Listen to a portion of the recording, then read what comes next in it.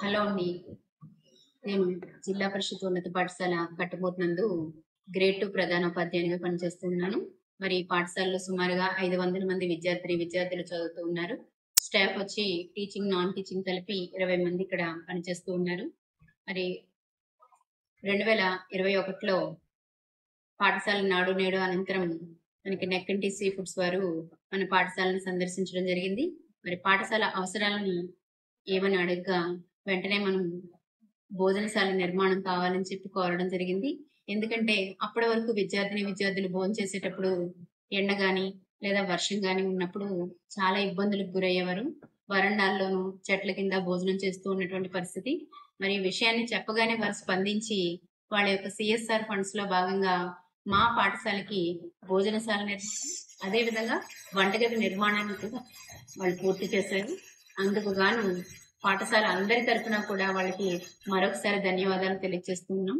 మరి ఈనాడు పిల్లలందరూ కూడా చక్కగా ఆరోగ్యంగా ఆనందంగా వాళ్ళ యొక్క మిడ్ డే మీల్స్ తీసుకోవడంలో చాలా సంతృప్తిని వ్యక్తం చేస్తున్నారు.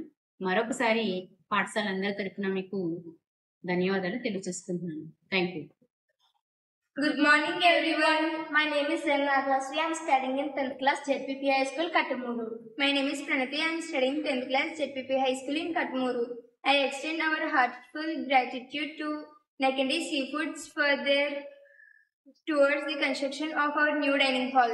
It offers protecting from harsh weather, ensuring students can eat comfortably no matter the season.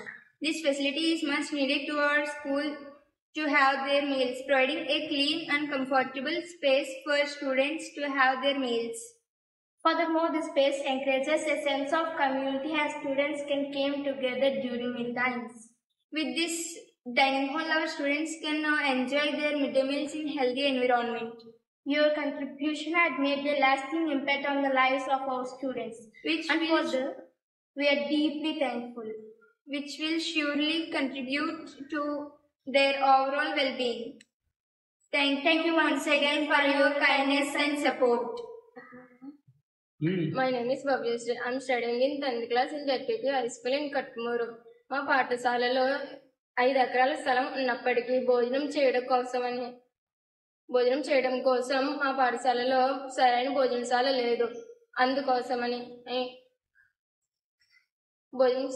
అందుకు మా పాఠశాలలో విద్యార్థులందరూ చాలా మంది వరండాలలో చెట్ల కింద కూర్చుని భోజనం చేసేవారు.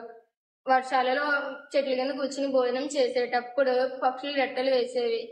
వంటలు చేసేవాళ్ళు కూడా మా కోసమని ఎండనగా వాననక ఎండలో నుంచి వానలో తడిచి భోజనం మా కోసమని వండేవారు.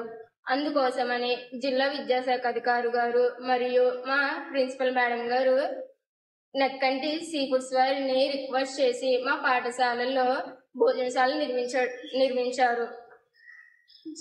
ఆ విశాలమైన భోజనశాలను నిర్మించినటువంటి ఫ్యాన్స్, టేబుల్స్, చైర్స్ మాకు చాలా బాగా ఉపయోగపడుతున్నాయి. ఇటువంటి భోజనశాలను నిర్మించినటువంటి నెక్కంటి సీ ఫుడ్స్ వారికి మా పాఠశాల తరపున కృతజ్ఞతలు తెలుపుకుంటున్నాము. Thank you.